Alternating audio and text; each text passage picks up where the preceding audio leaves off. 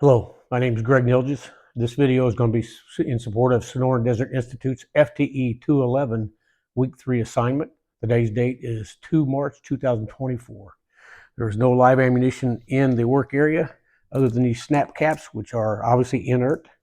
And this video will be in several parts. They'll be spliced together. At no time in this video or the video series and segments will there be live ammunition within the work area.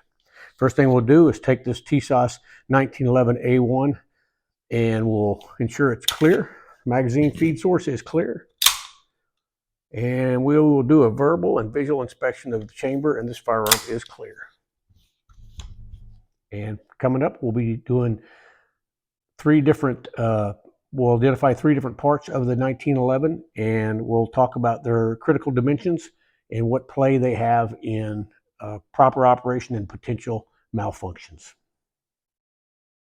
Okay, before we go any further, we'll talk about the reference I used to research this assignment, and that reference is Sonoran Desert Institute's FTE 211 Advanced Armors lecture for week number 3. The first component we'll talk about is the magazine body. The critical dimensions of the magazine body are basically the geometry of this exterior: smooth sides, smooth rear, rounded front, a nice integrated base plate, and obviously correct geometry on magazine lips, feed lips, and a correctly cut mag catch notch. If any of these things is not correct, it will cause or is likely to cause a failure to feed. And that's because if there's a dent in the case, for example, the spring could and may very well be interrupted in its traveling path inside the magazine. Same thing with the magazine catch notch. If that's altered in any way, it may not retain the magazine in the frame like it should, in the grip of the frame like it should, and the magazine could fall out, and obviously you're going to interrupt the feed of the ammunition and cartridges if the magazine is not in the firearm. Let's see what else we got. Gunsmith training to avoid damage of the components. Well, first and foremost, the gunsmith needs to understand the critical dimensions of the magazine and its associated components and what role they play in the cycle of operation. If he understands that correctly, he'll definitely understand that altering any of these could negatively affect the magazine and its role to feed. Associated components and their dimensions. First, we'll go with the follower. Critical dimensions of that is basically a correct geometry of a follower as it comes from the factory. It should be noted that followers come in different shapes and sizes, anyway, depending on the manufacturer and the model of the 1911. And you should understand that and what is the proper follower for the magazine in question. The other critical associated component we've already discussed is a spring. It should have proper spring tension, be comprised of the appropriate wire diameter and that kind of thing. And also you have the frame feed ramp that works in the feed cycle. After the magazine or the spring tension pushes the round up out of the magazine and through the feed lips, it encounters the feed ramp on the frame, and then it encounters the feed ramp on the lower portion of the barrel. So that's another thing that comes in play. And with all those, with the frame and the barrel, you're looking for smooth surfaces, unaltered, and correct geometry. That concludes the magazine body and its critical dimensions. Okay, the next component we'll talk about, and as far as critical dimensions go, is the firing pin. The firing pin is instrumental in firing of the weapon, obviously. The critical dimensions are the integrity of the pin tip, as well as the shape and trueness of the length of the pin itself, if it were bent or anything, and protrusion of the tip past the breech face when struck by the hammer. So that's how it sticks out past the face of the breech, as well as the engagement of the rear of the hammer on the engagement surface of the firing pin. If any of those are interrupted or due to a dimension not being as it should be, obviously you would have the potential for a failure to fire malfunction.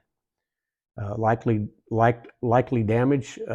This particular component should last the life of the firearm if properly cared for and inspected regularly. However, it is possible for the tip to chip through prolonged use.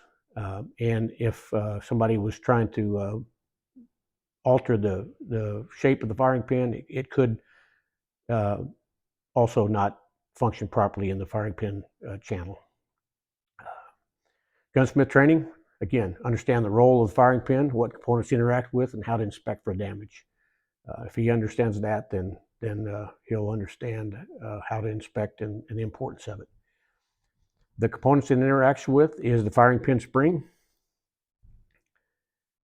and the critical dimensions of the spring are length, wire diameter, pitch, proper spring tension, and primarily your potential there is for the spring to weaken over time, perhaps.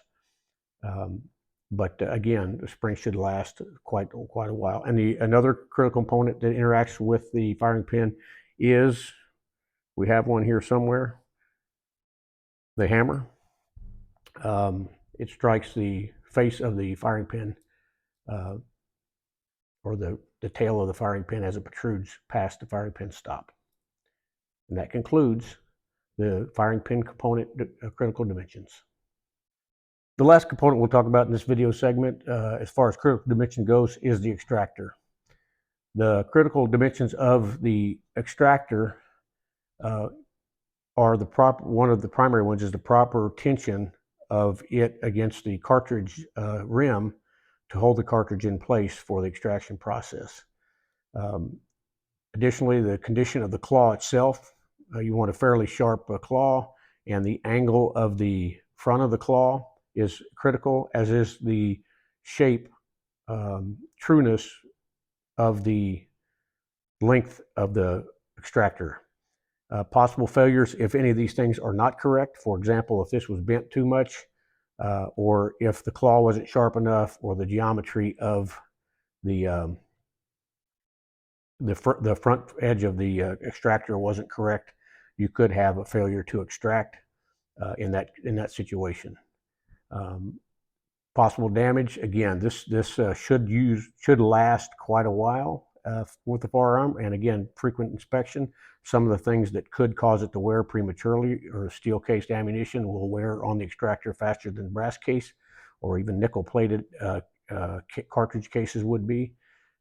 If it was improperly tensioned and bent too much, that would also affect the failure to extract operation.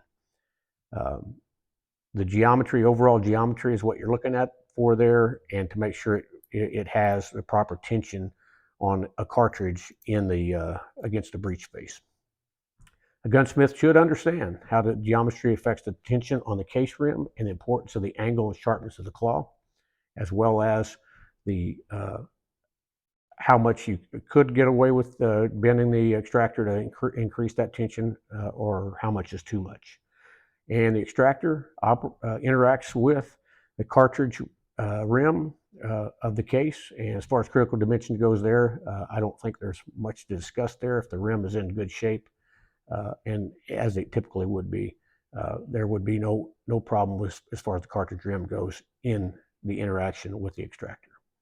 And that's it for now. We'll reassemble this puppy and get right back to you. Okay, that concludes this video. We checked we disassembled and discussed the critical dimensions of the magazine body and its associated components, as well as the firing pin, its associated components, and last but not least, the extractor and its associated components.